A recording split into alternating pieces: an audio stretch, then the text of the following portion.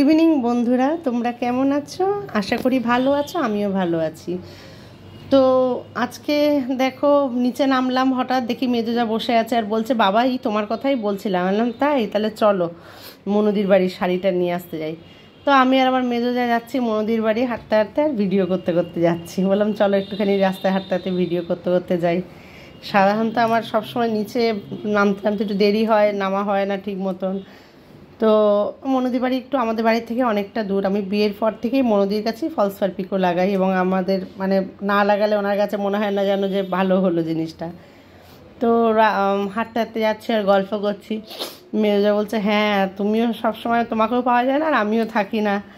হ্যাঁ, তো মনুদির কাছে দুটো শাড়ি নিয়েছিলাম, পয়লা বৈশাখে একটা শাড়ি আর একটা শাড়ি নিয়েছিলাম ইয়েতে।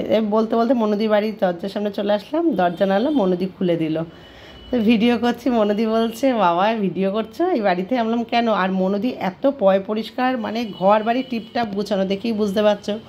মনুদি একা থাকে আর মনুদির ভাই থাকে, ঘর বাড়িতে একটুকু নোংরা নেই, কী সুন্দর গুছানো। বরাবরই আমি যতবারই গেছি মনুদির বাড়ি দেখেছি এরকম টিপটাপ। আমরাও হতে পারি না বন্ধুরা। আর এত পরিশ্রম করে, নিজের হাতে সব কিছু করে, রান্না বান্না কাজকর্ম করে, এবং ফলস পাড় সময় মতন করে, আবার সিরিয়ালও দেখে। দেখো মানুষের কত গুণ, তাই না?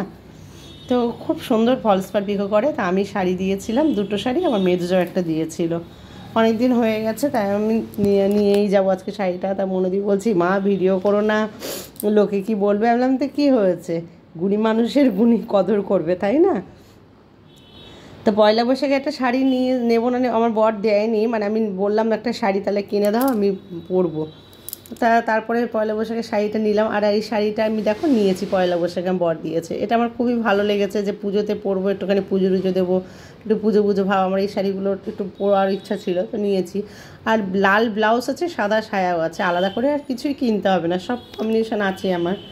সবসময় আমার এক্সট্রা লাল একটা থাকেই ব্লাউজ। শাড়িটা কেমন হচ্ছে তোমরা অবশ্যই জানাবে। শাড়িটার দাম খুব একটা বেশি না, হ্যান্ডলুম শাড়ি। আমাদের বাড়ির সামনেই দোকান থেকে আমি নিয়েছি। সেই রাত্রি 10টার সময় গিয়ে শাড়িটা আমি নিলাম। তো আমার এক বান্ধবী বলে শাড়িটা খুব ভালো হয়েছে। ও জায়ের শাড়িটাও ঢাকায় জামদানি যাও দিয়েছে। আর একটা যে শাড়িটা নিয়েছিলাম এটা আমি কাঁচরাপাড়া থেকে সেলের আগে নিয়ে এসেছি। আমার দুই বান্ধবী নিয়েছে, বলছে তুইও তাহলে একটা নিয়ে নে। তো এই শাড়ির স্টক প্রচুর ছিল, আর তখন ডিসকাউন্ট দিচ্ছিল, খুব কমের মধ্যে শাড়িটা পেয়ে গেছি। শাড়িটার দাম হয়তো 2000 টাকা হবে। আর আমি তখন নিয়েছি, শাড়িটার দাম বেশি না, মনে হয় 900 কি 1000 এরকম হবে, মনেও নেই আমার এখন। শাড়িটা কীরকম লাগলো অবশ্যই জানিও। কিন্তু শাড়িটার ব্লাউজ এখনও বানানো হয়নি, ভাবছি কী কালার দিয়ে পরবো, রানি কালার না গোল্ডেন কালার। তোমাদের যদি মাথায় কিছু আসে তাহলে অবশ্যই আমাকে কমেন্ট করে জানিও যে কোন ব্লাউজ মানে কী কালার দিয়ে পরলে ভালো লাগবে। তো এটা ভাবছি পুজোতে পরবো, নাহলে আমার ম্যারেজ অ্যানিভার্সারি আছে সেটাতে পরবো। তো আজ এই পর্যন্ত থাক, টাটা বন্ধুরা, তোমরা সবাই ভালো থেকো, গুড নাইট।